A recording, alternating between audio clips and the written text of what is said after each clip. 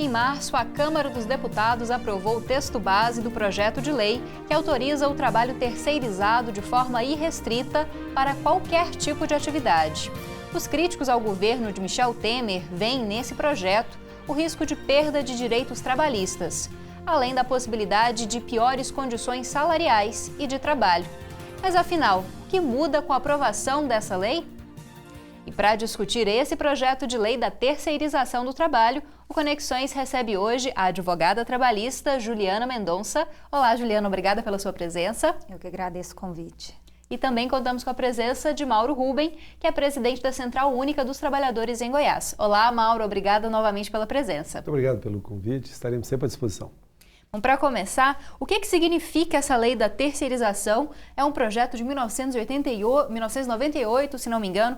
Por que trazer esse projeto agora? O que justifica essas alterações na legislação? Juliana, queria começar com você. O judiciário tem enfrentado isso diariamente. É uma discussão muito grande, especialmente quanto à anotação, não tem anotação através do tomador, porque quem é o tomador de serviço? É aquele empregado que é contratado por uma empresa, mas trabalha em outra. Esse é considerado, esse empregador que não anota a carteira desse empregado, ele é considerado o tomador de serviço. E aí, normalmente, tem muitas empresas terceirizadas que são frágeis financeiramente.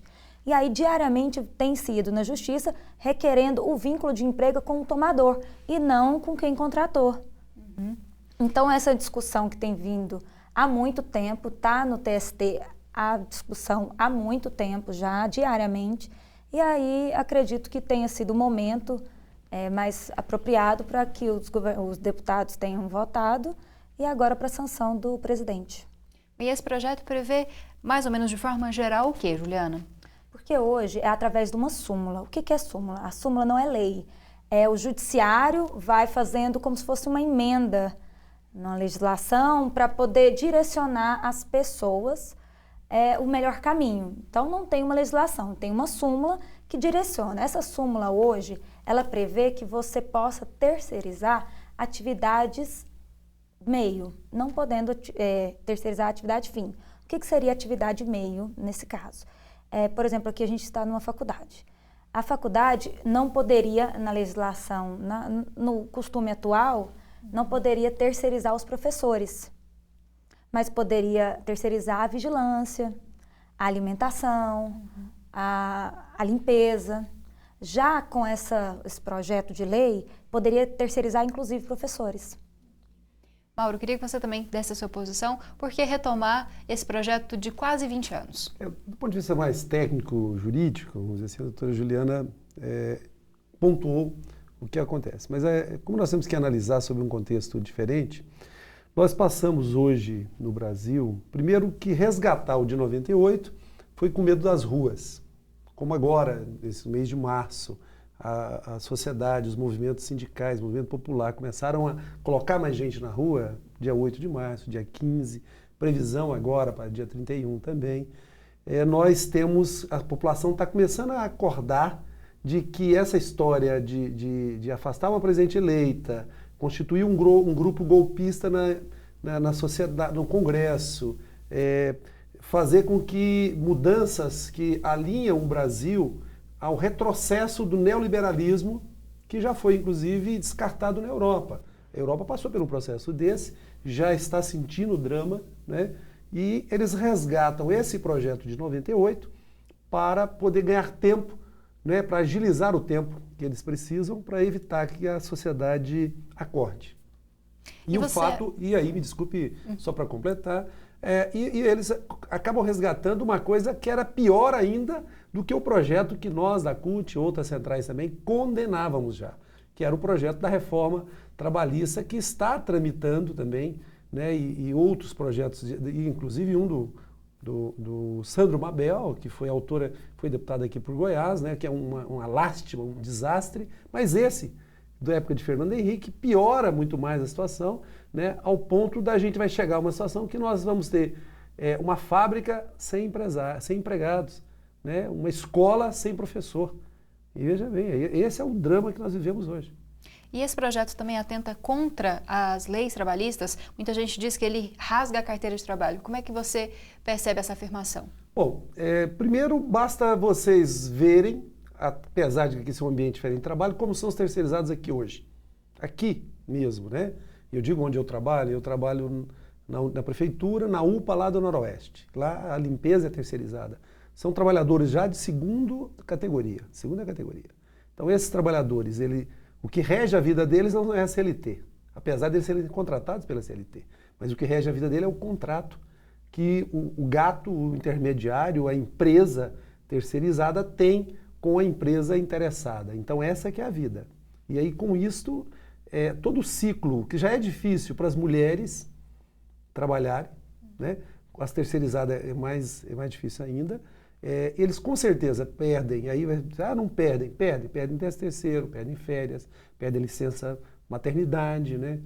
Essa relação do trabalho é o trabalhador alugado, é o trabalhador que está lá na prateleira, olha, eu quero 2 dias de trabalho, pronto, devolve, eu quero 5 dias, eu quero 1 mês, eu quero 10 meses, é assim que coloca. No caso da lei aprovada, piora, porque ele incentiva, inclusive, os atuais terceirizados a serem PJ, né? A ficarem como sendo empresários do risco de um trabalho para o lucro do patrão. Nós sempre está chegando no fim, eu queria depois, no próximo bloco, passar a mesma pergunta para a Juliana e você confere então a segunda parte desse debate de hoje, que trata da lei da terceirização do projeto que foi aprovado recentemente pela Câmara dos Deputados. Até mais.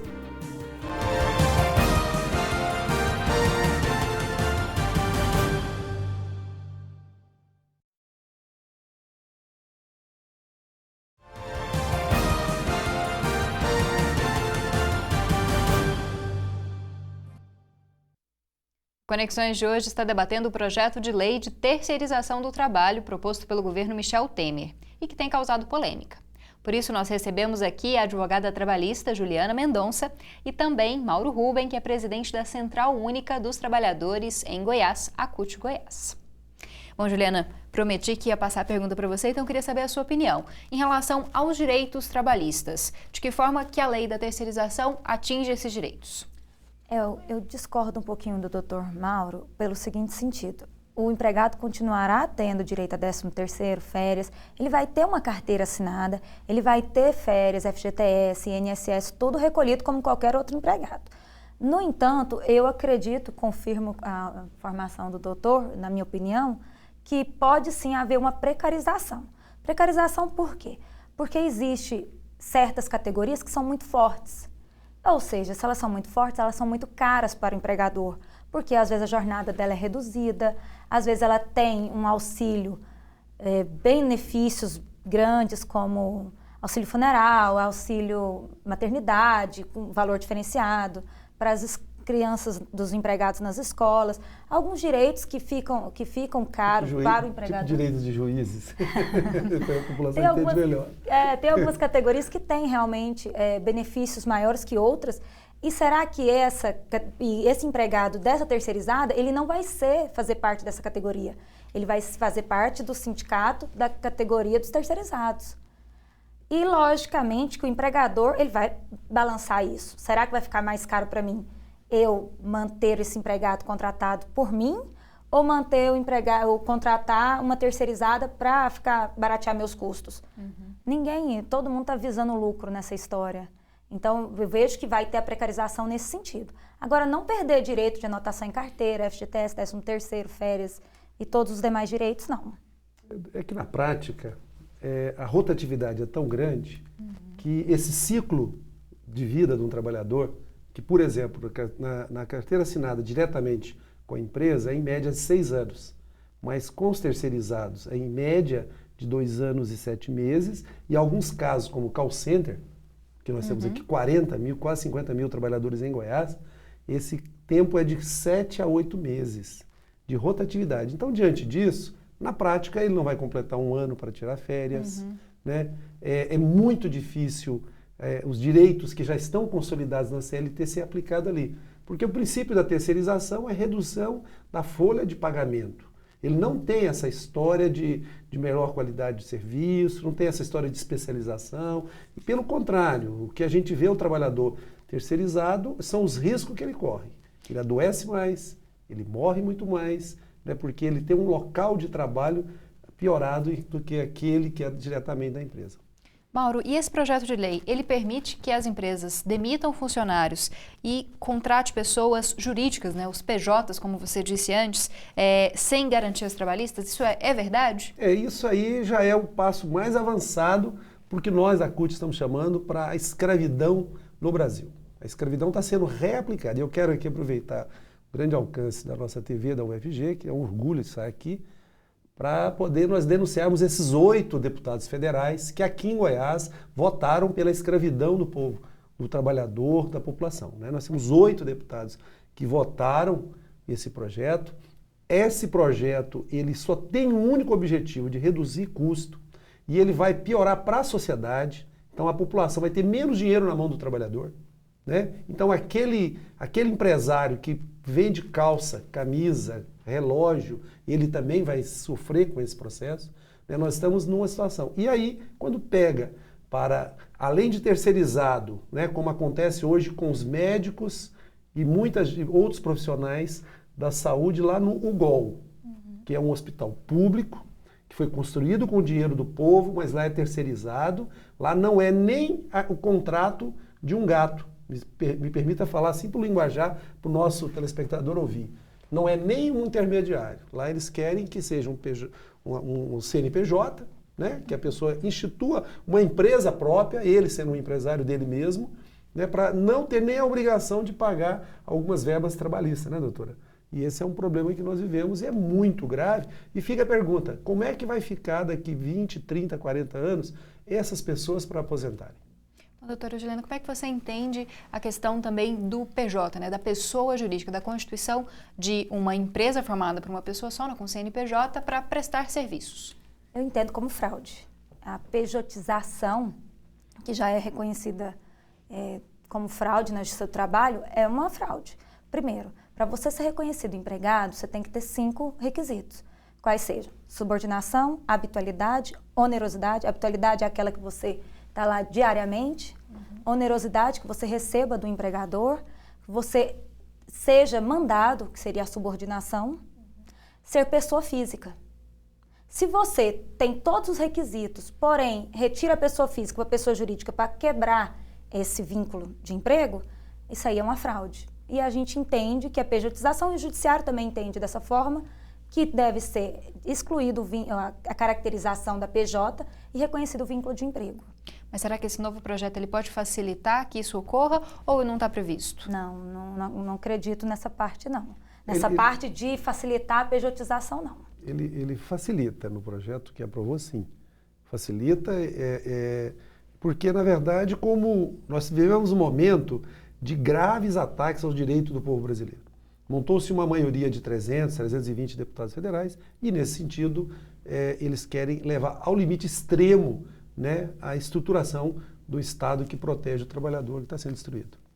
Em relação aos trabalhadores temporários, esses terceirizados, eles possuem menos direitos já atualmente, não é isso, doutora? Eles não têm a questão do aviso prévio, né? Porque já tem uma definição. Você vai trabalhar tanto tempo, então encerra o contrato naquele período, você não teria o direito ao aviso prévio.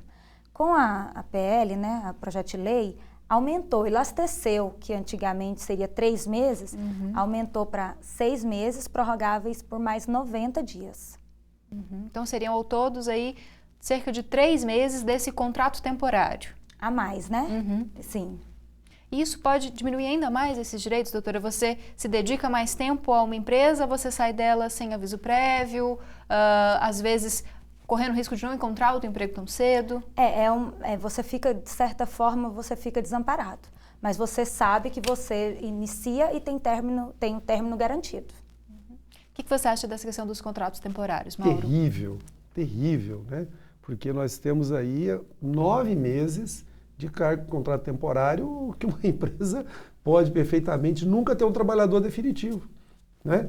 Porque ele vai estar fazendo a rotatividade. Fica 9 meses, demite, depois contrata por mais 9 meses, outro, e assim vai. É um desastre Quer dizer, o que nós estamos vivendo no Brasil é um desastre, principalmente os jovens, como você e tantos outros, precisam saber o que está acontecendo no Brasil. Está acabando com o trabalho, estamos regredindo para a escravidão. Nosso tempo está chegando ao fim novamente. Nós vamos para mais um intervalo. Durante esse tempinho você pode contribuir com a gente no e-mail jornalismo@tvufg.org.br ou então pelo WhatsApp 99181 1406. 99181 1406.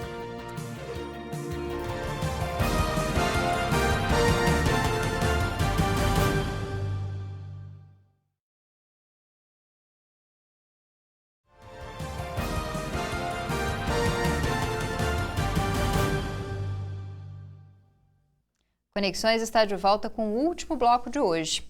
E o assunto é o projeto de lei de terceirização do trabalho proposta pelo governo Michel Temer. Por isso, nós estamos conversando com a advogada trabalhista Juliana Mendonça e também com o Mauro Ruben, que é presidente da Central Única dos Trabalhadores em Goiás, a CUT Goiás. Bom, Mauro, para finalizar esse bloco, há ainda a possibilidade de quarteirização, terceirizar o que já é terceirizado. Como é que isso funciona e esse projeto ele pode facilitar ainda mais essa manobra? Se as coisas já são horríveis para o terceirizado, né? O quarteirizado ele tem que já são 3 ou 4 empresários que estão em cima das costas dele no trabalho dele. É o caso, por exemplo, do Hugo, Hospital de Urgência de Goiânia, onde o Estado, de forma criminosa, esse governo que é Estado, de forma criminosa, entregou um hospital público para empresas para uma OS. E esta OS, a Gerir, contrata outras lá para contratar os maqueiros, para contratar pessoas do laboratório, para contratar outros serviços, a própria limpeza.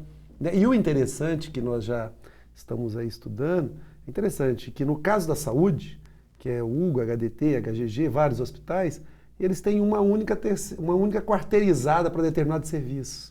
É assim, muito estranho, porque na terceirização, na quarteirização, além do trabalhador perder, a sociedade perde sob o controle do dinheiro público, porque aí a liberdade de usar o dinheiro público ela é quase que restrita, permitindo muita fraude, muito nepotismo, muito caixa 2, muito desvio. Bom, Juliana, como é que a justiça entende esse trabalhador que é terceirizado do terceirizado? Aí um vínculo que é muito mais distante, né, de quem está ali pagando o salário. A legislação atual, ela não veda, desde que não seja atividade fim.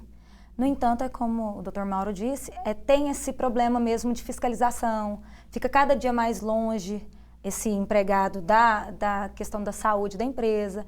Tem muita gente acima dele para ele poder ter um controle sobre ele. Então, fica cada dia mais distante do tomador, o que é preocupante, realmente.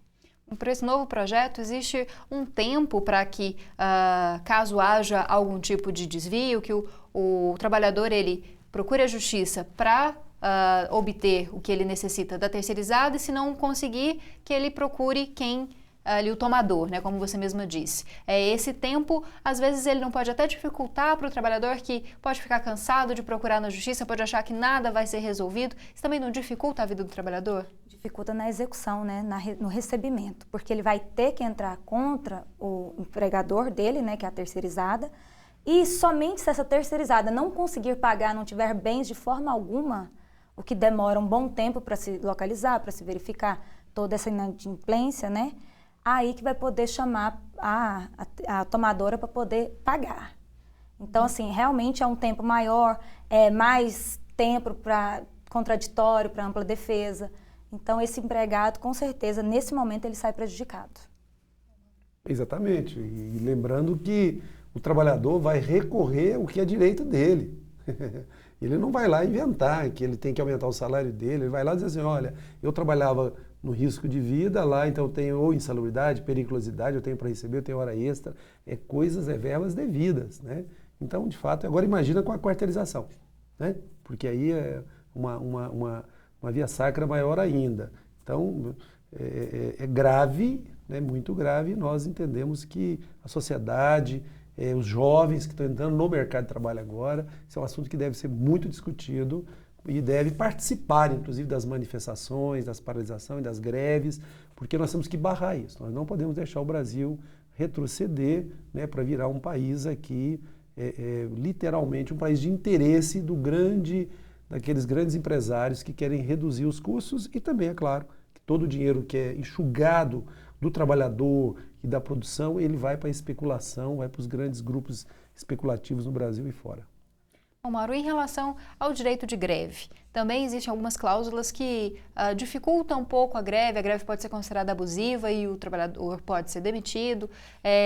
Esse projeto de lei, ele também pode enfraquecer as relações sindicais, as reivindicações do trabalhador? Ele acaba, porque um sindicato, imagina você organizar um trabalhador que tem uma rotatividade de 2 anos, 2 anos e meio, e algumas categorias, como eu falo, do teleatendimento, telemarketing, que são menos de 8 meses. Menos de 8 meses.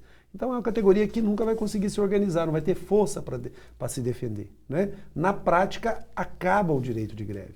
E o que é mais grave é porque eles sempre vão ter um estoque muito grande de mão de obra para rapidamente afastar aquele trabalhador e colocar outro no lugar. Então é um desastre, né? E nós até ficamos assim, estarrecidos com o presidente do Tribunal Superior do Trabalho, o Ives Gandra, que é favorável a uma situação dessa. Né? Como é que pode nós temos no Brasil aqueles que deveriam defender uma Constituição, defender a CLT, defender o trabalhador, ser favorável à exterminação do trabalho no Brasil e dos direitos dos trabalhadores.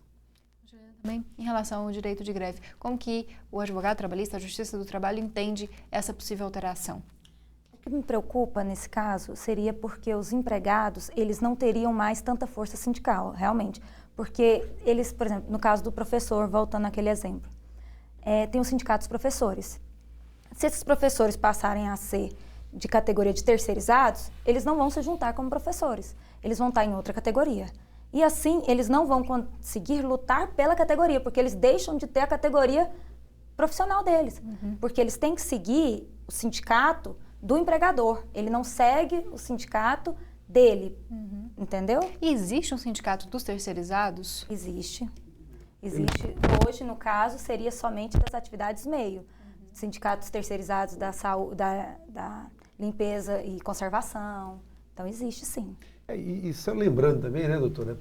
Lembrando que é o seguinte, você tem lá uma escola, tem uma terceirizada com professores, fazem greve, essa escola pode procurar uma outra terceirizada, entendeu? Aí vamos buscar, não, eu preciso de outros professores para cá. E aí, na verdade, a greve fica do trabalhador com a terceirizada. A terceirizada não tem interesse no trabalho. A terceirizada é uma mediadora, ela é uma intermediária, é um gato. É isso, ela não tem patrimônio, ela não tem escola, ou ela não tem fábrica, ou ela não tem nada. Ela apenas tem, entre aspas, o direito e, na verdade, o conluio, geralmente é assim, de uma empresa terceirizada com aquela tomadora que acaba fazendo ali, ganhando em cima do trabalhador. Infelizmente, nosso tempo está chegando ao fim. Queria agradecer, muito obrigada, Juliana, pela sua presença, pelos esclarecimentos. Eu que agradeço, estou sempre à disposição. Muito obrigada. Obrigada também, Mauro Ruben, por estar aqui com a gente novamente. Eu quero aproveitar ainda e reafirmar que nós da CUT não negociamos essa situação hoje, né, por hipótese nenhuma. Houveram centrais sindicais que procuraram o governo para manter o imposto sindical, manter privilégios para sindicalistas pelegos, né, para ficar hoje, na verdade, negociando o direito do trabalhador. Por isso, quero reafirmar, dia 31 nós estaremos nas ruas novamente e dia 28 de abril de 2017 faremos uma grande greve geral no Brasil e outras seguirão até que esse estado de retrocesso e de escravidão seja derrubado. Muito obrigado. Obrigada, Mauro. Bom, Conexões termina aqui, mas você pode continuar acompanhando a TV UFG pelo site tvufg.org.br. Até mais, muito obrigada pela sua companhia.